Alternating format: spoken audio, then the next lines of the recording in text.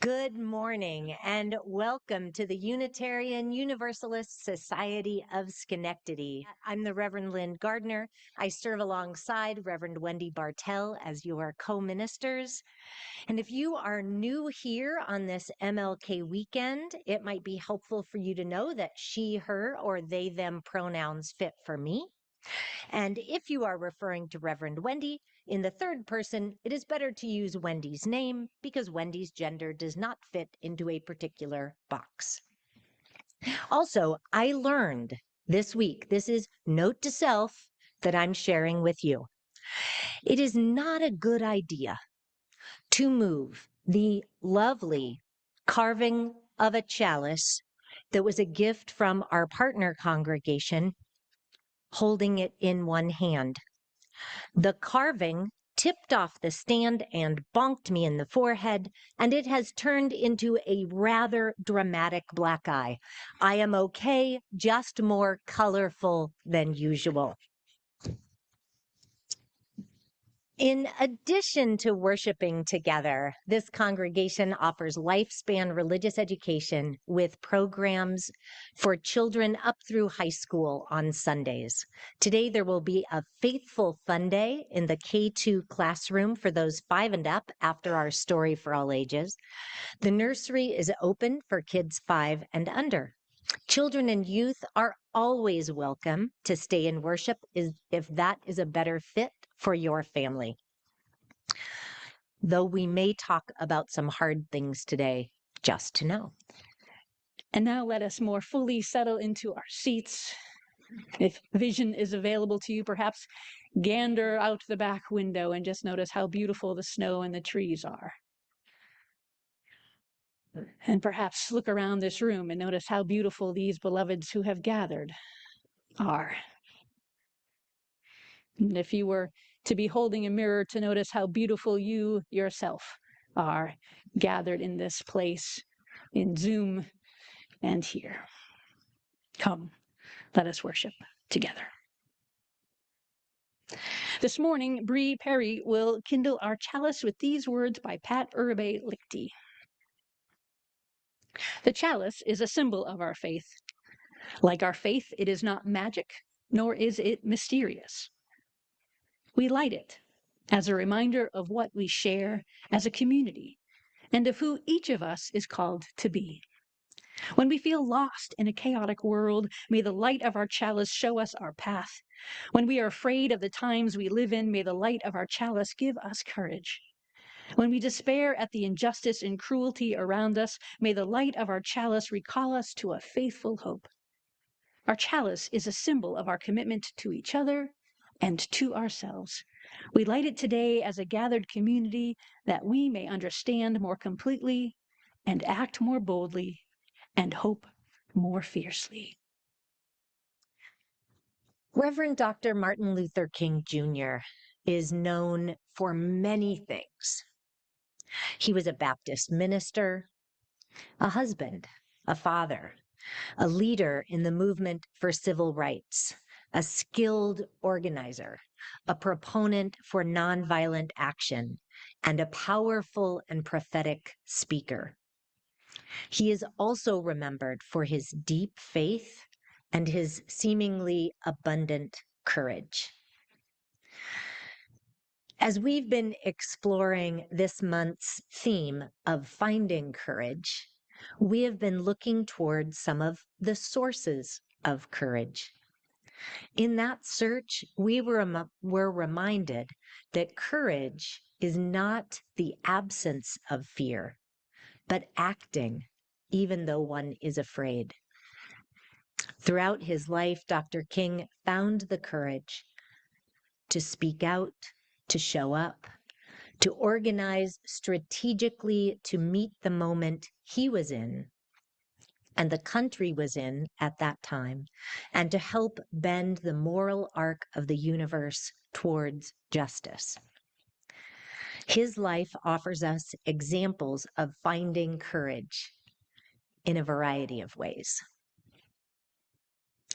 He found courage in his family. When he was growing up, Martin was exposed to small, courageous acts through the examples of his parents. His mother, Alberta Williams King, had explained segregation to him as a social condition rather than a natural order.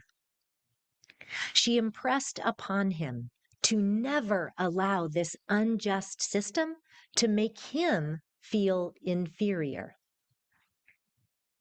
In our story for all ages earlier in the service, we heard of when Martin Sr. chose to leave a shoe store without purchasing anything rather than sit in the back of the store.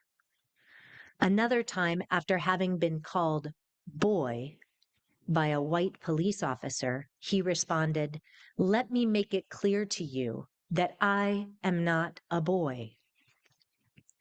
If you persist in referring to me as boy, I will be forced to act as if I don't hear a word you are saying." His father was determined to claim and maintain his dignity, and young Martin Jr. would draw courage from his example.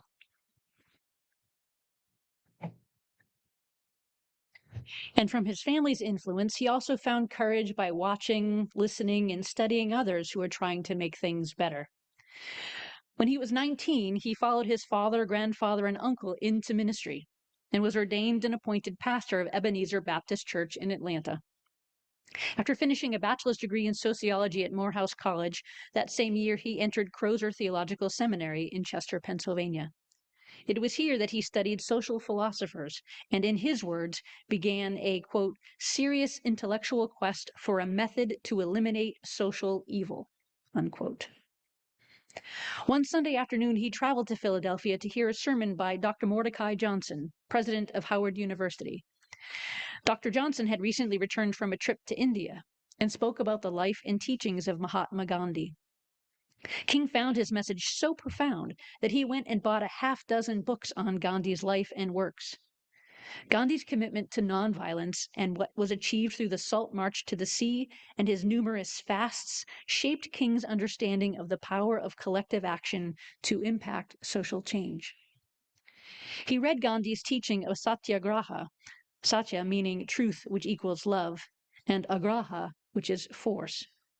And so satyagraha means truth force or love force, and was the foundation for Gandhi's commitment to nonviolence. In his autobiography, King wrote, Gandhi was probably the first person in history to lift the love ethic of Jesus above the mere interaction between individuals to a powerful and effective social force on a large scale. Love for Gandhi was a potent instrument for social and collective transformation. So deep was Gandhi's belief in the transformative power of love that he was able to teach dozens, maybe hundreds, and throughout time, certainly thousands, perhaps millions, of how to join together for collective action by loving the person who is exacting the violence, yearning for that expression of love to turn the perpetrator's heart towards good. Those teachings, those practices, those commitments convinced Dr. King that nonviolence was the way to work for justice, equity, and transformation of the racism that permeated our nation.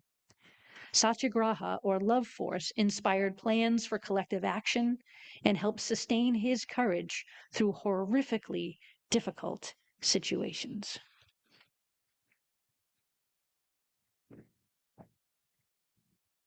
King also found courage from those in the wider community. He drew courage from collaborating with other organizers and activists like Bayard Rustin, Ella Baker, Ralph Abernathy, and A. Philip Randolph. He drew courage from the children and teenagers who joined in the protests, including Audrey Faye Hendricks, who at age 9 was the youngest person arrested during the Birmingham Children's Crusade in 1963. And Cheyenne Webb, who was also just 9 and was the youngest known participant in the marches for voting rights from Selma to Montgomery in 1965. He was the father of 4 young children. I imagine that part of him wanted all children to stay home rather than choose to put themselves so directly in harm's way. And with the murder of Emmett Till, with so many threats, lynchings, and attacks, including the bombing of the 16th Street Baptist Church in Birmingham, where 4 little Black girls lost their lives because the KKK planted sticks of dynamite there, I'm sure that there was no illusion that there was actually a safe place for Black children to be.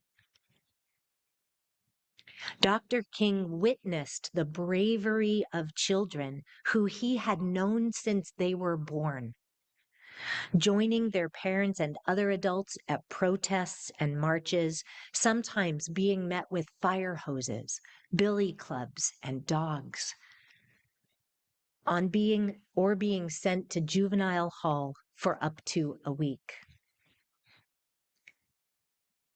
We often think of him as the one who invited others to find their courage, and that is true. He, as a religious leader and as a community organizer, was often in the position of inviting people to find their courage to do what was right.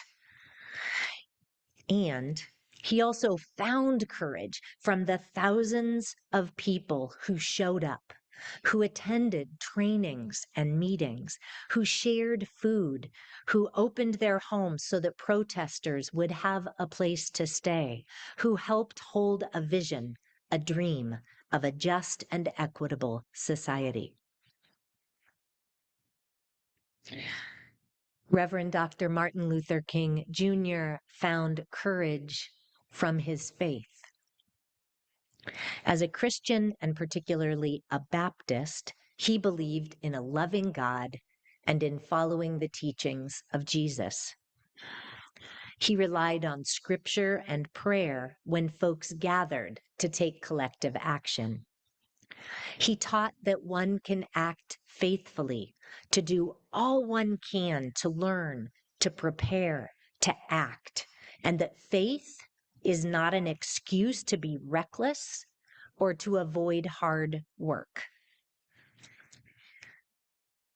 And then in times of doubt or fear or both, he would pray for guidance and for courage.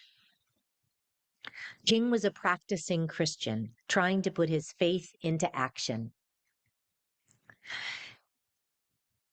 In an 18th of July, 1952 letter, Martin Luther King wrote to his future wife, Coretta Scott, about his beliefs as a minister and proclaimed, "Let us continue to hope, work, and pray that the future we will live to see a warless world, a better distribution of wealth, and a brotherhood that transcends race or color.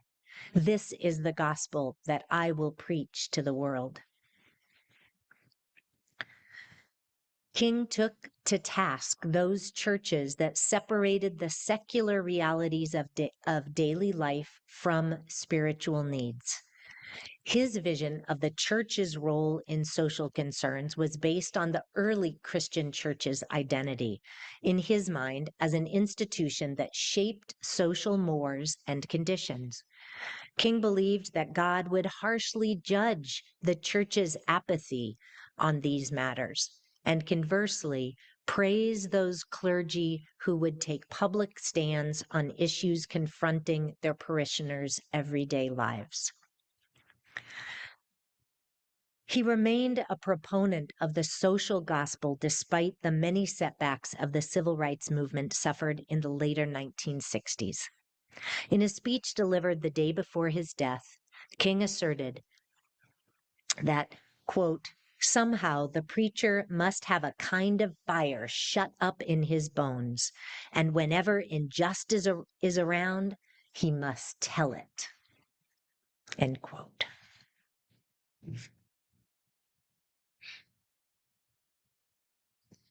But he was not always so fired up or even sure. He demanded to be treated respectfully, and that was more than most of white America could handle. It's more than what most of white America can handle now. So deep was the racism, fear, and hatred, and still is today. He was, at times, afraid. He was not always sure what the next right thing was to do. He was human, after all, and trying to do something incredibly difficult and seemingly impossible. You may have heard this story before, but it bears repeating. On January 27th in 1956, according to his autobiography, he was feeling overwhelmed and afraid. He had received many threats. But that night, a call came to his home that shook him to his core. The caller on his home phone said that if he did not leave town within 3 days, that he, his wife Coretta, and their new baby would be killed. I sat there and thought about my beautiful daughter who had just been born, he said. She was the darling of my life, and I sat at the table thinking about that little girl and thinking about the fact that she could be taken away from me at any minute. And I discovered then that I had to know God for myself. So I bowed down over that cup of coffee, and I'll never forget it. I prayed out loud that night. I said, Lord, I'm down here trying to do what is right. I think the cause that we represent is right, but Lord, I must confess that I am faltering. And I can't let the people see me like this, because if they see me weak and losing my courage, they will begin to get weak. And then it happened. At that moment, I could hear an inner voice saying to me, Martin Luther, stand up for righteousness. Stand up for justice. Stand up for truth, and I will be with you, even until the end of the world. I heard the voice of Jesus, and he promised never to leave me alone.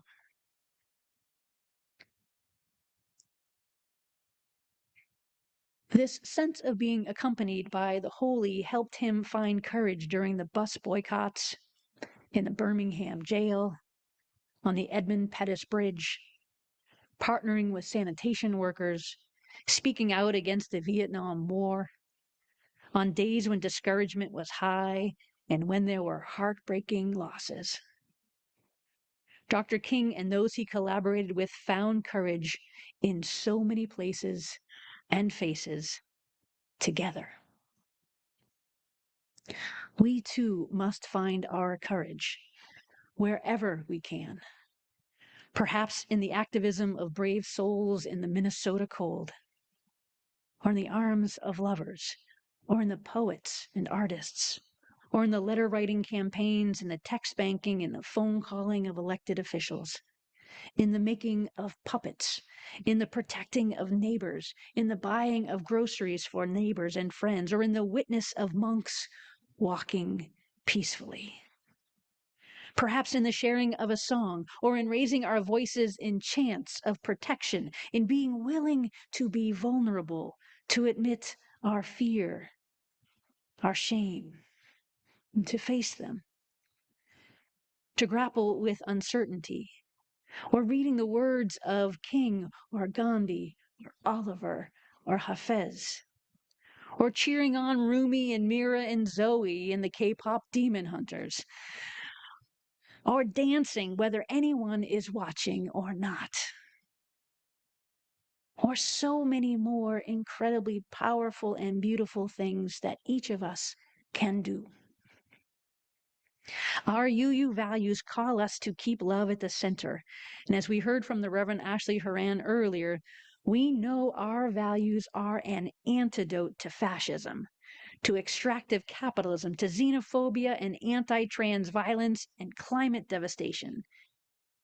And we have to evolve, to sunset what's no longer serving us, to deepen into what is working well, and to innovate new solutions with courage and creativity.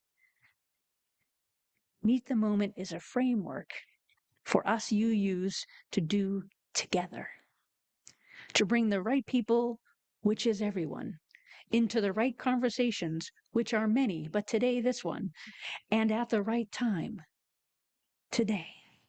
To make sense of what we're witnessing, to identify urgent challenges and important opportunities, and to figure out how we will show up grounded in our values with the skills and partnerships we need to be impactful in shaping change. One thing you may not know is that Ashley lives a block and a half from where Renee Good was killed and has been on the streets since, except for when she's home caring for her young children. As we at UU Schenectady seek our ways to meet this moment in this context, this moment in which we find ourselves in, and that our UU values call us to keep love at the center, even though there are days when that gets really hard to do. And through that love, may we too find our courage in family, in studying those who have made a difference, in community, and in our faith. May it be so. Amen. Ashe. And blessed be.